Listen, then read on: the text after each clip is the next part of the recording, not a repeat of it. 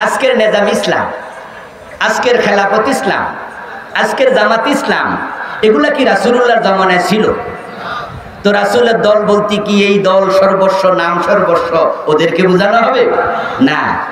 এজন্য আপনি রাসূলের দল করেন এটা মনে করবেন না যে আমি অমুক দলের সদস্য, তাহলে আমার জান্নাত মনে নিশ্চিত। ভুল বুঝলেন। রাসূলের দল কি?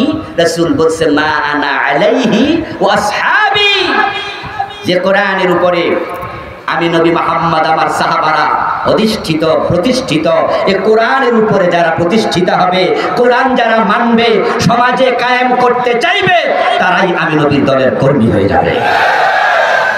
তাহলে বোঝা যায় কোরআন আছে যার সাথে আমরাও আছি তার সাথে, কোরআন নাই যার সাথে আমরা নাই তার সাথে। আমরা কোনো ব্যক্তিকে কোনো দলকে ক্ষমতায় নিতে কথা বলি না, কোনো ব্যক্তি কোনো দলের পক্ষে কথা বলি না, আমরা আল্লাহর কোরআনকে ক্ষমতায় নিতে চাই, সেটাই বলি। এখন আপনাকে কোরআন যাদের সাথে আছে তাদের সাথে যেতে হবে, না হয় বোঝা গেল আপনি রাসূলুল্লাহর দলে এখনো যোগ দেন নাই। আমার প্রিয় ভাই, এখন কোরআনের দলে যোগ দিলে লাভ কি?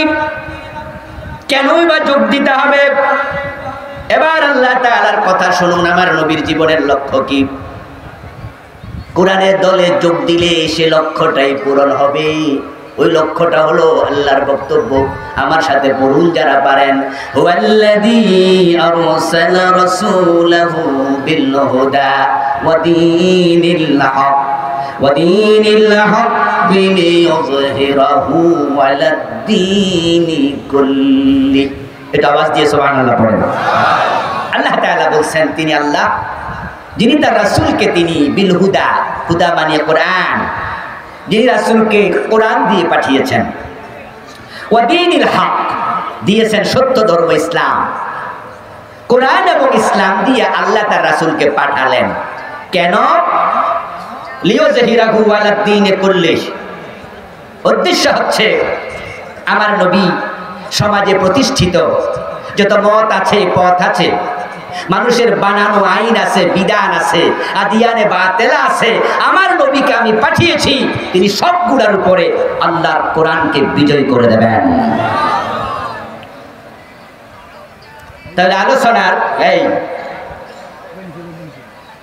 আলোচনার কনক্লুশন হচ্ছে, সাবস্টেন্স হচ্ছে কোরআন বিজয় রাসূলের জীবনের লক্ষ্য। আবার বলছি লিইয়ুযহিরাহু আলাদ দীনি কুল্লি। সমাজে যত মত আছে, পথ আছে, বিধান আছে, আইন আছে, আদিয়ানে বাতেলা আছে, সবগুলোর উপরে কোরআন বিজয় করবে। এই জন্য রাসূল পাঠাইছি। তো রাসূলের জীবনের লক্ষ্য আল্লাহর জমিনে আল্লাহর কোরআনের বিজয়। রাসূলের লক্ষ্য যদি কোরআন বিজয় হয়, জান্নাতে যেতে হলে কোরআন বিজয়কে আমাদের জীবনের লক্ষ্য বানানো দরকার আছে না? না।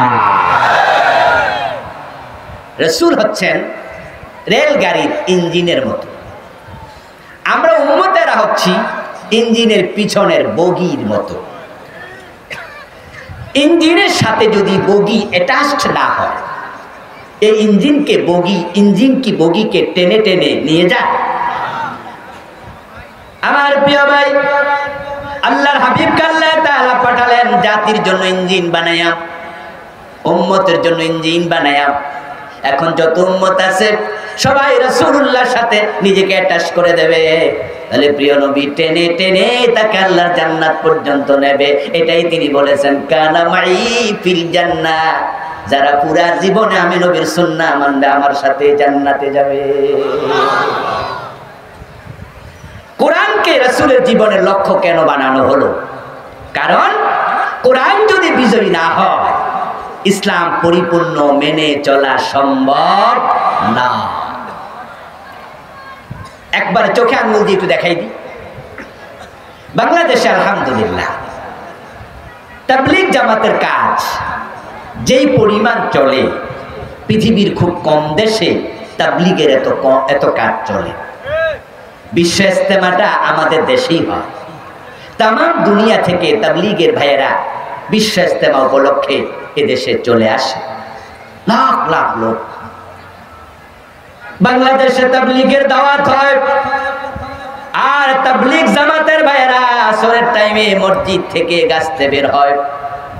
আপনারা দেখবেন যেখানে তাবলীগের লোক যায় সেখানে আসরের নামাজ পড়ার পরে তারা দল বেঁধে পিপিলিকা যেমন হাঁটে, একটার পিছনে একটা, তাবলীগের 10 জন 12 জন 15 জন তারা আমিরকে সামনে দিয়া পিছনে লাইন ধরে হাঁটে।